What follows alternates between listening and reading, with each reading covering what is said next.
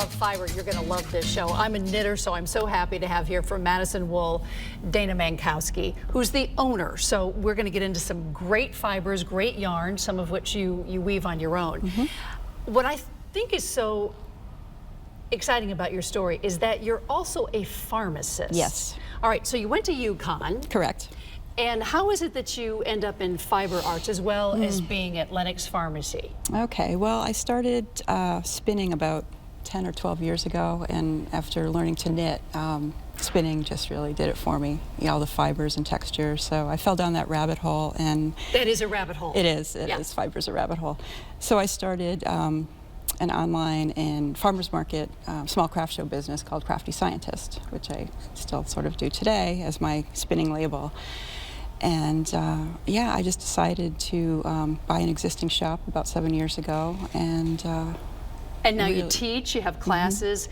So I want to get into all of this. Sure. My grandmother taught me how to knit, and it is a great zen for those of you who don't crochet or knit. It's great, you should do it. And I love to do chunky knits. So this is one of mine, and I even have a little label in it that says Originals by Anne, if you can see it right there. And I knitted this, put glitter in it because glitter is my favorite color. Of course. And I wear this a lot, and I love it. So let's go through what's new in knitting these days, Dayna, and we can get closer to the fibers here. Sure. So what's new? What's new? The big thing lately, I mean, besides chunky yarns, which you I love really chunky love. yarns. Yeah. Chunky yarns are great. And hand-dyed yarns. I should show people these too. Yes. These are number 50s. Okay. They look like baseball bats. Yep. There are even some bigger than this, but it makes a really interesting garment. Yes. Like the green scarf on the end was done with that size needles. All right. So this is with a 50. Yes. All right. Yeah, with 6 stitches, doing some extra yarn overs so that you add extra. So you're adding length. stitches. Yep. Well, actually, just length to the stitch in between, so it shows off the texture. And then we can show you that. See how big the holes are? Yeah. See how big that is? And this really didn't take that much. It was about 30 yards of yarn. So if you want like a nice airy stitch and you don't want to do lace work or anything, just do use big needles and chunky yarn. Did you make this? Did you spin this? I did spin that yarn, yes. And you love the neons. I do. But you have everything in your shop. Oh, absolutely, yeah. And that's Madison Wool in Madison. Yep. All right, so down here we have this one I would love to get my hands on. You made this one as well? I did, yes. What's in this yarn? Silk Glitter, and for wool. one thing. Yeah, we can take it apart and I can show you. Take this skein apart. Yeah, so it's actually plied with a beaded, sparkly bead, but inside has feathers incorporated into the yarn, some other fun fabrics, locks that are straight off the animal. And you sit behind your spinning wheel and do this? Absolutely, yeah. Which is more zen. It's a lost art. It is. Right? We have quite a few people that want to learn to spin, and we teach that as well. All right. Knitting is good for the soul. Absolutely. I will just tell you that. So if you don't knit, pick it up, and she's got classes. That might be going home with me. Okay. This, look at this. What is this, Dayna? This is, I have a friend in Wisconsin, Sandy Ryan, who owns Homestead Sheep and Wool, Wool and Gift Farm, excuse me, and she has rescue animals. And so they all live on her farm, but she spins, I carry her yarn, and she sells it online. And these are the locks from a Wensleydale sheep. Sheldon is his name. And she painstakingly washes and then spins this, each lock onto a core of yarn so that it has a beautiful and how warm this would be around your neck, right? Oh, yeah. You can just wear these pieces. You don't even have to do anything. It's just gorgeous. Now, do you prefer knitting or crocheting?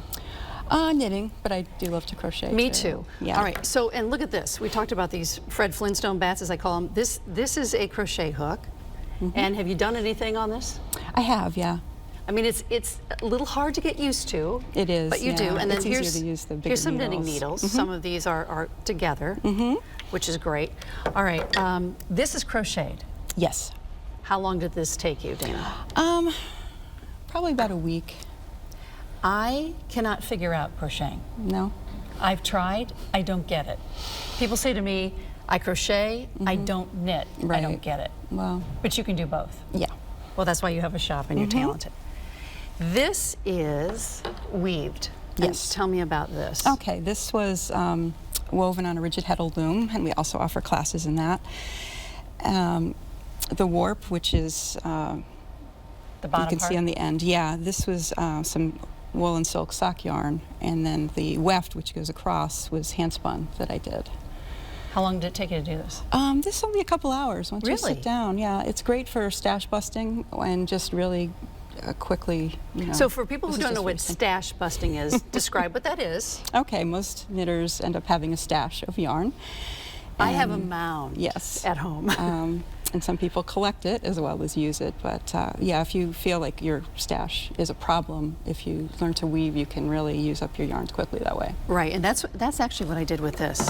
I just had a lot of this color of yarn, and it's very asymmetrical, and that's what I loved about it. This yarn. Yes, a friend in Brooklyn, Fawn Yerby, makes these. She calls them collage yarns or collage cakes. And she will put together commercial yarns in a certain colorway.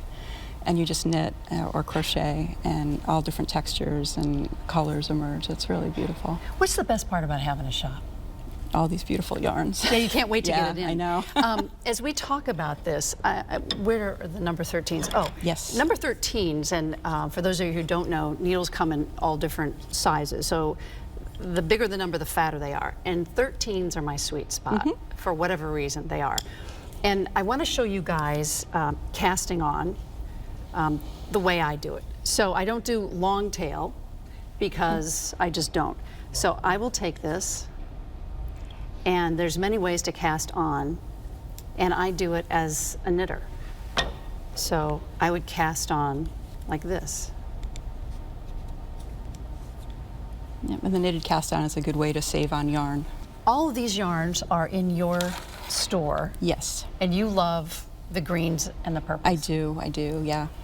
And an idea of a skein of yarn, they vary very much. So what is the cost of one of these skeins?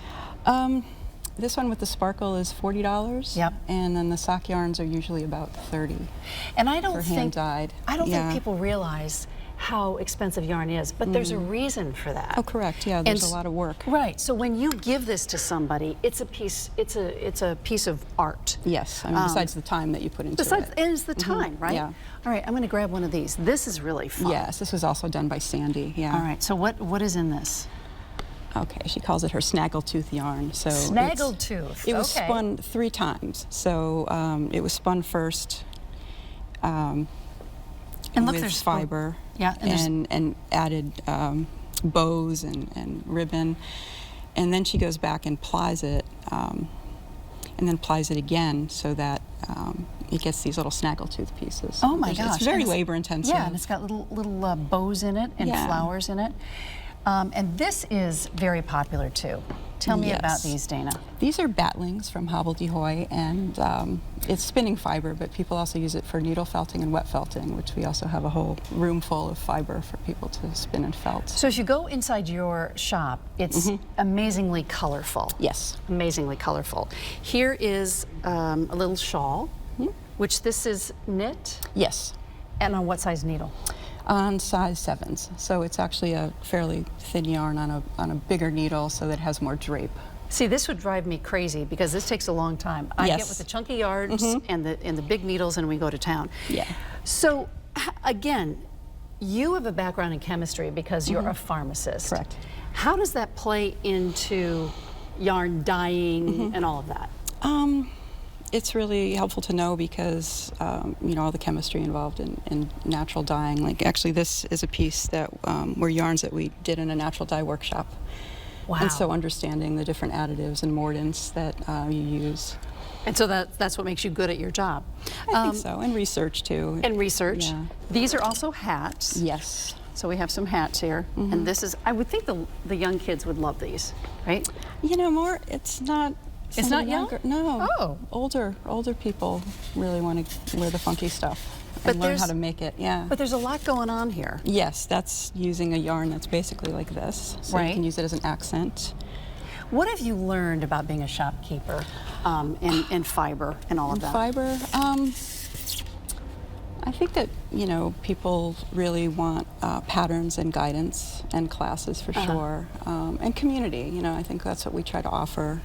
For people Education. who have not been in a class and you sit around and you're creating, it's just the best. I would think it's sort of like the old quilting bees, if Yes, you will. yeah. You know, where women used to sit around and do all of that. As you go on, you've had the shop now 5 or 6 years or so. Oh, 7 this year. Congratulations, Thank by the you. way. How have you changed over the 7 years? What do you find that people are wanting? We are starting to get, the following for the hand spun for sure, because not many people sell this kind of yarn. Because these or are make unique. It. Yes, yeah, one of a kind, but it's not for everybody. Yeah. I think really just wanting to take more classes in spinning and weaving and wet and needle felting. There's people are finding out about it either online and really just want to learn. And what do you think that knitting does for people? Because you see a lot of folks coming in your door. Oh, yeah. What does it do for people? Oh, relaxes them. I mean, after they first learn. Because then some it's of them very zen. Yeah. Oh, they're yeah. worried because they're they like, drop a stitch. Yeah. Yeah. I'm not, and I would say to you, don't worry about dropping stitches. Right. Yeah. We can It's always easy, pick it up. Easy to find. Pick it up. Yeah. I would say if you're not a knitter, check out Madison Wool and go in there and be in a class and just enjoy yourself. Dayna, thank you so much for being with us. Thank you, Anne, for having me. Yeah. I really appreciate it. Thank you.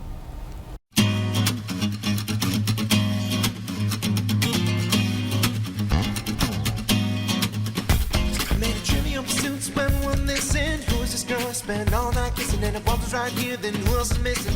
Got a little sidetracked if I'm so wishing I could find the keys to the door, but it's also a metaphor. Need to keep locked in the grocery store of my mind. Just to save time, I'll skip right ahead to the last ride.